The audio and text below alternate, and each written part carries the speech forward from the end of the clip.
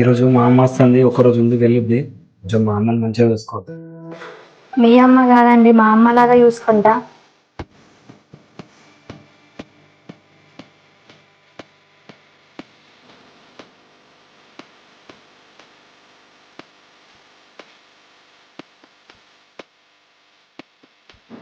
బాగున్నావా అమ్మా?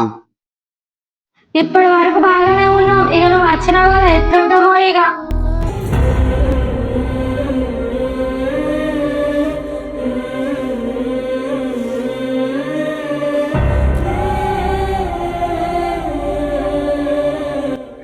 సపనా కొద్దిగా అన్నం వేసుకురా అమ్మ, ఆకలి అవుతుంది.